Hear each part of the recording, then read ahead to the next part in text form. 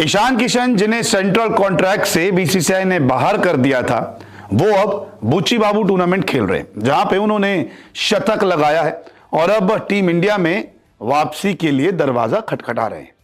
इसी बीच बीसीसीआई के सचिव जयशाह का भी एक बड़ा बयान सामने आया है और उन्होंने जो सख्त कदम उठाए थे उनका फल जो है अब शायद कहीं ना कहीं ईशान किशन और श्रेयस अय्यर को मिल रहा है, क्योंकि ये दोनों खिलाड़ी दिलीप ट्रॉफी का भी हिस्सा है।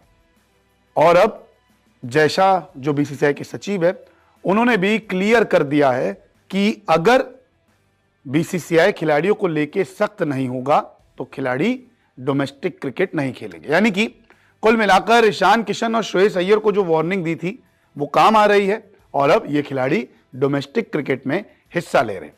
हालांकि खुद बीसीसीआई के सचिव जयशाह ने माना है कि उन्होंने जो सख्त कदम उठाए उसी के कारण श्रेयस अय्यर और ईशान किशन दिलीप ट्रॉफी यानी कि डोमेस्टिक क्रिकेट में खेलते हुए नजर आ रहे हैं।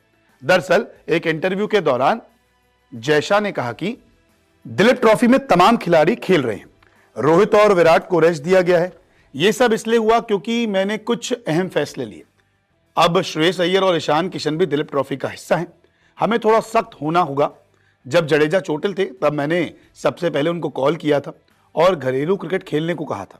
अब यह तय है कि जो भी चोटिल होकर बाहर जाएगा वो घरेलू क्रिकेट में अपनी फिटनेस साबित करके ही भारतीय टीम में आ सकता है। नियमों का पालन करना होगा और घरेलू क्रिकेट खेलना होगा। दरअसल बीसीसीआई की तरफ से अब यह फरमान जारी कर दिया गया है कि अगर टीम इंडिया में खेलना है तो आपको घरेलू क्रिकेट खेलना होगा। कुछ खिलाड़ी ऐसे होते थे जो घरेलू क्रिकेट नहीं खेलते थे और आराम पे चले जाते थे, लेकिन अब इस पूरे ही सिस्टम को बीसीसीआई सचिव जयशाह ने बदल दिया है। आपको बता दें कि ईशान किशन और श्रेयस अय्यर से बोर्ड नाराज था क्योंकि वो भारतीय टीम को छोड़कर आईपीएल की तैयारियों में जुट गए थे, जिसके बाद बीसीसीआई ने सेंट्रल कॉन्ट्रैक्ट से इन दोनों खिलाड़ियों को बाहर कर दिया था। श्रीलंका में जो वनडे सीरीज हुई उसमें अय्यर की वापसी हुई। हालांकि ईशान अब बुच्ची बाबू टूर्नामेंट खेल रहे हैं और ईशान ने बुच्ची बाबू टूर्नामेंट में शतक भी जड़ दिया।